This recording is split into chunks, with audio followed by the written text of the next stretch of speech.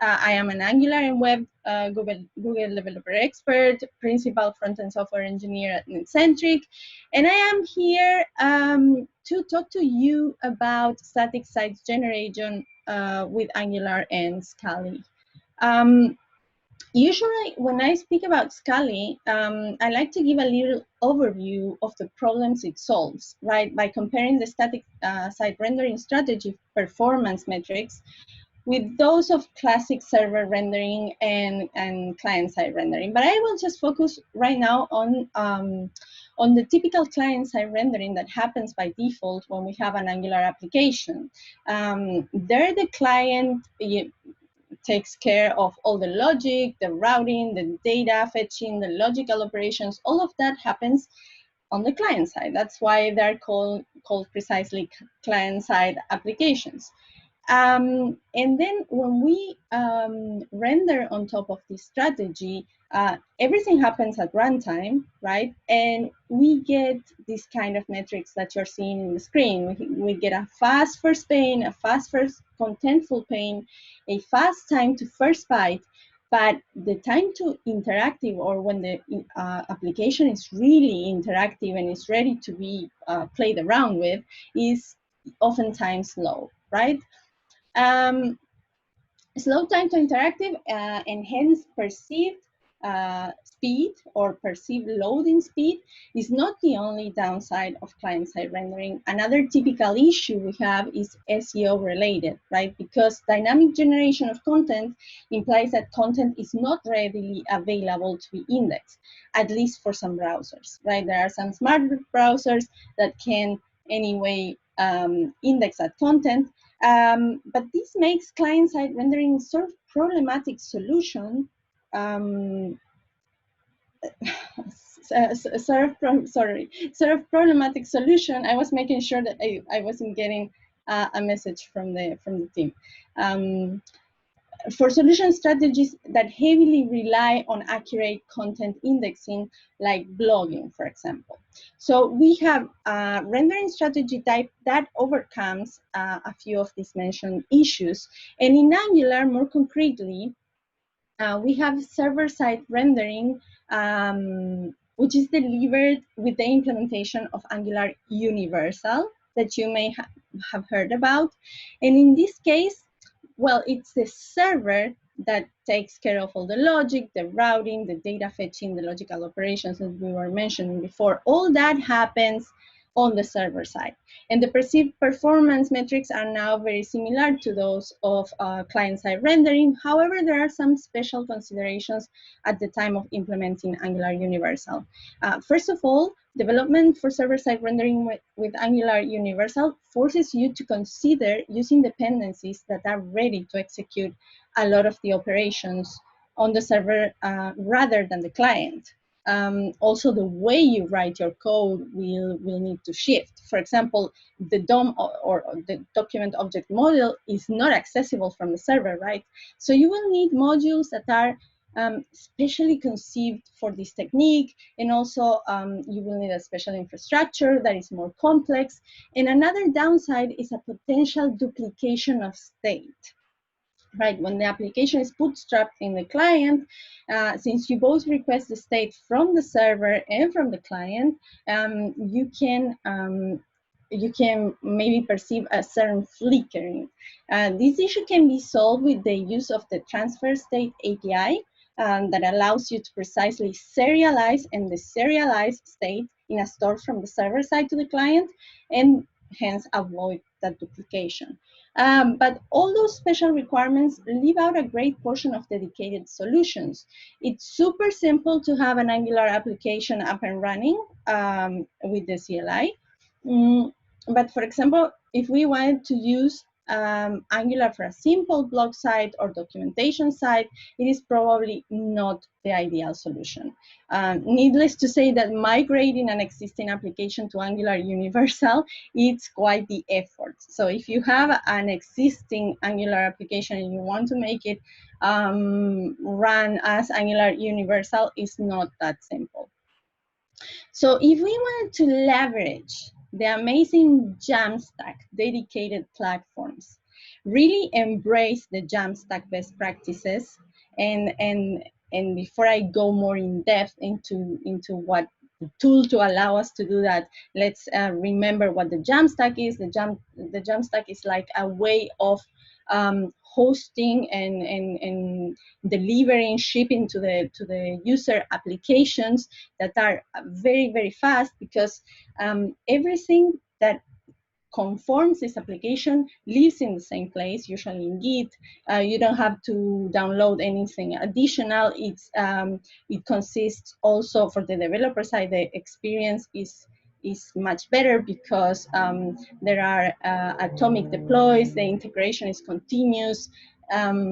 So also everything lives in CDN or is delivered from a CDN edge.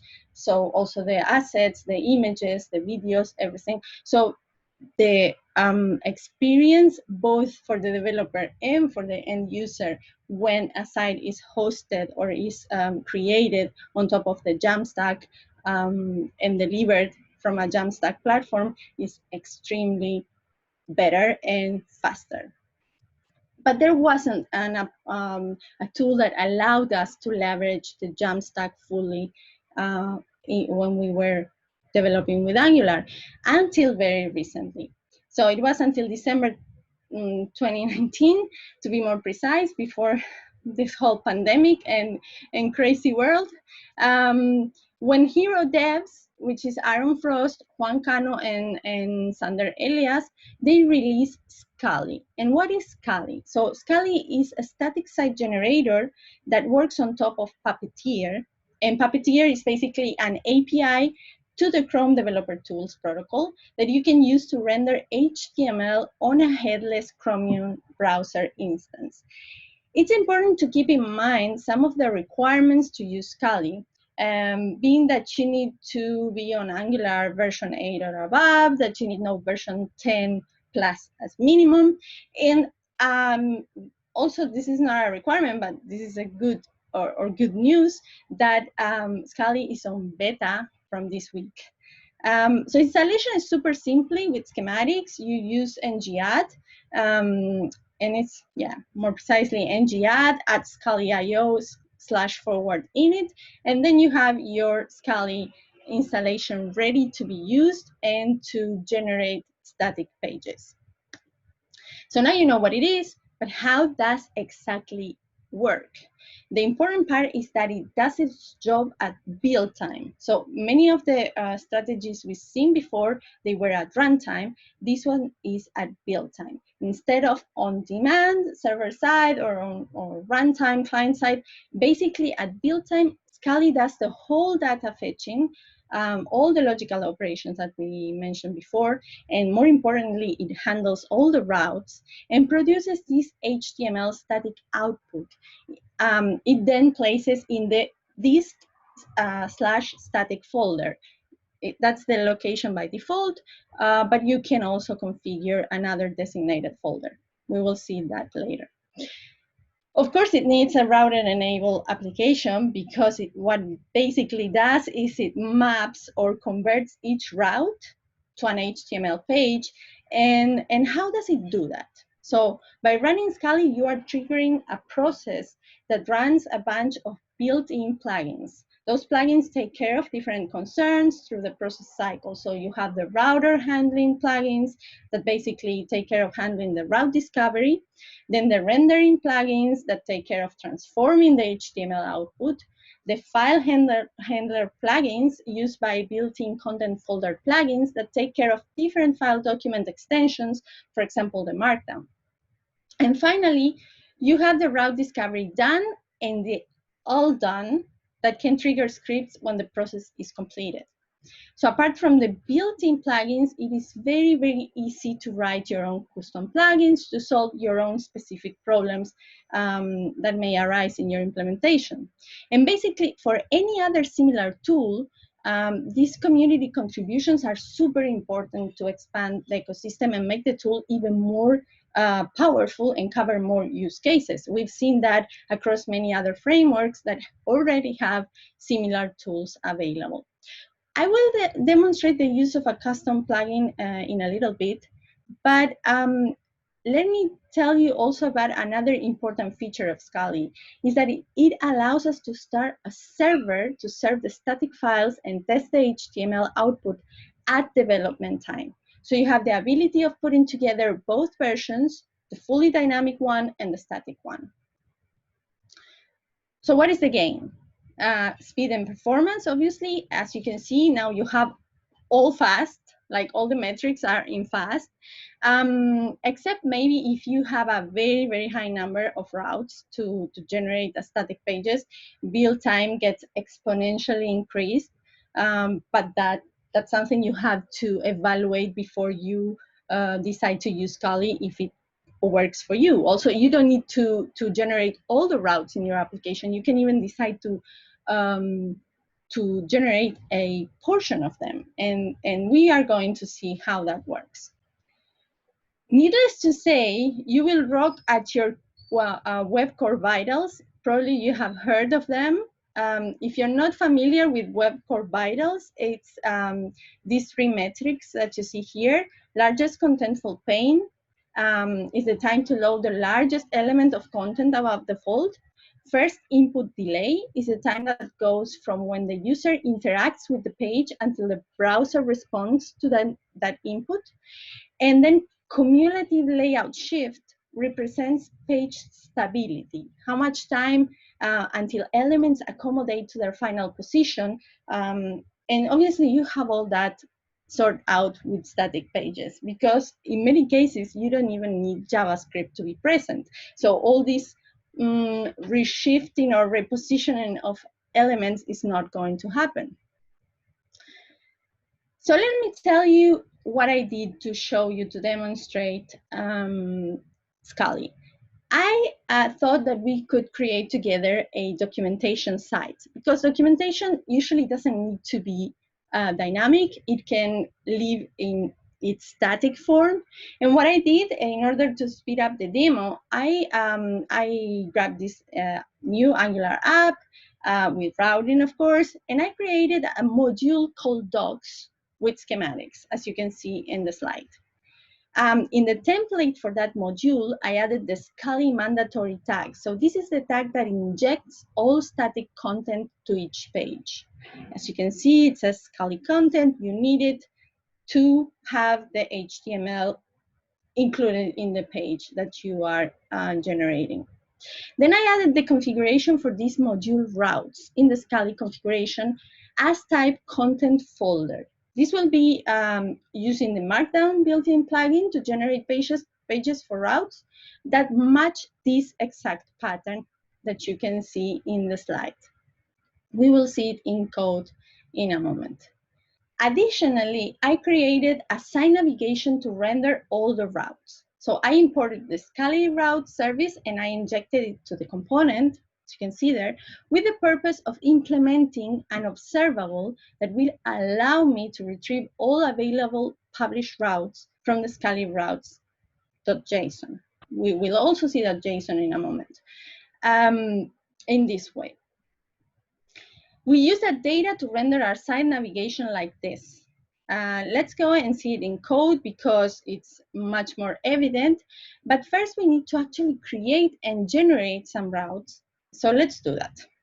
Let me change how I share my screen so you can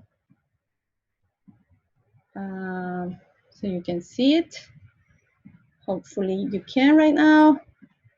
Let me close this and also this. And let's go to the terminal. And what we're going to do is we're going to use one of the built-in plugins from Scully that allows us to create, in this case, posts for blogs from the terminal directly. So what we're going to do is we are going to use schematics like this, and we are going to type ng-generate alt ScullyIO /forward-init, and we're going to say that it's a post because we are leveraging some existing built-in plugin that is, again, useful to create blog sites and then write or generate blog posts very quickly. So what it's going to ask me, or the prompt that it's going to send me, is what title do you want to use for this post? Let's call it homepage, because probably we want to have a homepage in our site. And then the next thing that it's going to ask us is, what's the target folder for this post? By default is blog, but we just created a docs module that has routes, if you remember the configuration, that are all starting with docs. So let's call it docs. Boom, it's created. It's creating this docs/homepage markdown file. And let me show you that file in the code. Let's go here. This is the configuration that I mentioned earlier, where you can also define or change some default definitions, like the project root and the name and the out there, or the output directory, which I said was this/static, but you can change to something else, and the routes that we defined for our docs module. And if you see here, schematics created a docs, or Scally schematics created a docs and a homepage MD file. Let's change the title. Let's call it awesome homepage, or awesome docs homepage. And it, of course, says blog description as a default, because, again, we are using something that is meant to be for blogs, but we are giving it a new purpose, or repurposing it. And this is my docs site homepage. And if you see here, it says publish false, because you can change the status directly from this YAML configuration that appears in every Markdown page. And let's set it to true. And then we're also going to change the resource location for this file, because that allows us to create a different URL to access this static page. And we're going to call it Scully Docs homepage. And I'm going to tell you that I am choosing this this name, or this new location place, on purpose, because this is the route I defined to be the default for the homepage of our application. But I'm not going to go and show that, because that's a different topic. However, this is going to be in a blog post very soon, so you can take a look. So now we have this. What we need to do, let's also change the title and call it My Awesome Live calling site. And yay, Angular has static generation. And now we're going to go back to the terminal, and we are going to run, npm run Scully for the first time, and we're going to see what happens. I hope it doesn't go boom after so many problems. If you see, it's telling me, it's giving me a warning. It's telling me to discover new routes in the Angular app, please use this flag, -- scan routes. But we're going to do that later, because we only have one route, so there shouldn't be a problem. And what it's also telling us is, because I had configured this as the default route or homepage, that is rendering the Scully Docs homepage into file Scully Docs homepage, or static docs Scully Docs homepage index. Okay, now we have it generated. Let's go and see it. There is something else we have to do. We have to basically start the server. npm run Scully start to that. And it's telling us that the Angular distribution server started on port 1864, and the Scully static server started on port 1668. So let's go now to this port, to this local host, port 1668. And as you can see, we have our awesome docs homepage. We have my awesome live Scully doc site.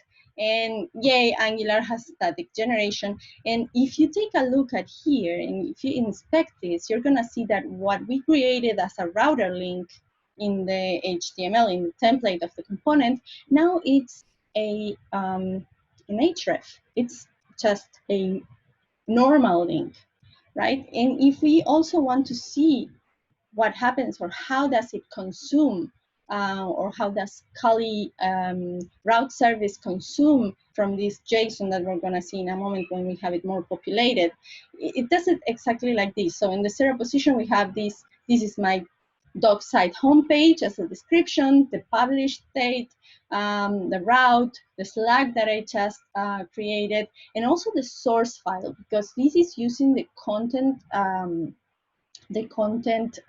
file plugin.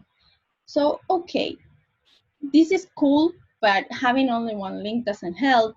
And what I did in order to show you better and not having to type too much or generate all that all over again, I created a backup with a few lessons, and we're going to move them directly here to the docs. Now we have more stuff, and we can go here and effectively, let me clear it because maybe it's too or way too down and you cannot see that. And now we're going to Scully and routes.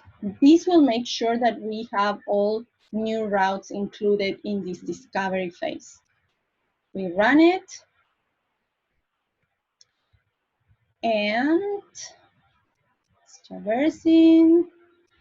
It's found all these new files, the lesson 1, the lesson 2, the lesson 3, and I no longer get this this warning for not using the right flag, right? So let's start the server again.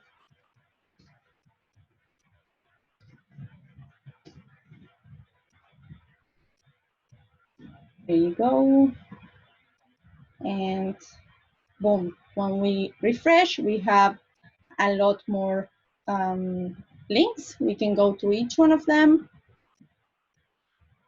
And we can also see here in the console that we have a lot more stuff in our coming from the Scully service. And again, I wanted to show where does it read it from. It reads it from here, source, assets, Scully routes. All these routes get listed in this JSON upon generation. Okay, but we have one of the routes that I wanted to show, the lesson 3. It has a gist, but this gist is not going to be shown because it's put with a script tag. And if you are familiar with Angular, you know that it's not really possible to render anything or to execute a script inside of a template. And that's exactly what's going on here, because I have it in the markdown, and when the static page is generated here in this, let's go to the, sorry, to the doc side. No, sorry, to the static, to the docs. And here are all the static sites that get generated, site pages, sorry, that get generated. And the 3 in the HTML, we're going to see it has this script tag. And this script tag is not going to be, well, let me look for this to better illustrate over here. This script tag is not going to be executed unless we disable Angular. So we're going to do that.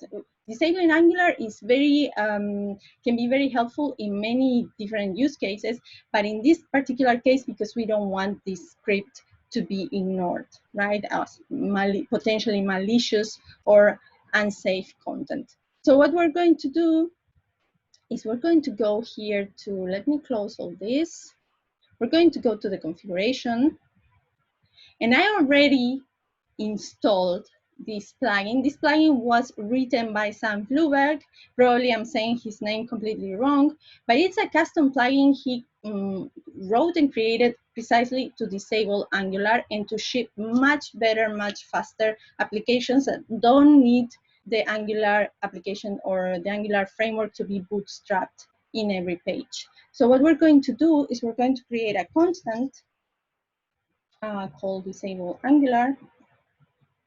We're gonna require this plugin that, like I said, I already installed as a developer dependency.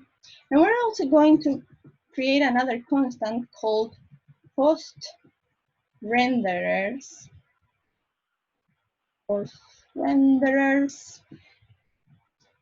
where we can create an array and include every potential plugin that we want to be we want to have executed post-rendering at the end of the rendering phase, let's say. So we're going to include disable Angular here. And then this array of plugins to be executed, we could potentially include here, like this, post renders. In this case, default post renders, because it would affect any route definition that we had in this configuration. But in my case, I just want to have it executed for these particular routes, the routes that are /docs. So I'm going to call it here renderers. And basically what we need to do is we need to go here, we need to build Angular.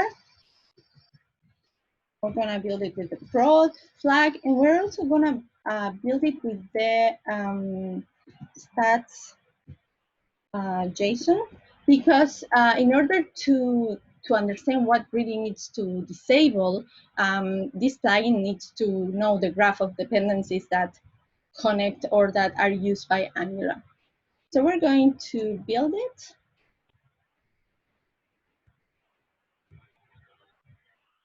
It's going to compile fast because it's a small app, almost a default app as it comes from the CLI. So it shouldn't be taking too long. Okay, now we have it. What we're going to do is, again, we're going to serve npm, let's call it serve.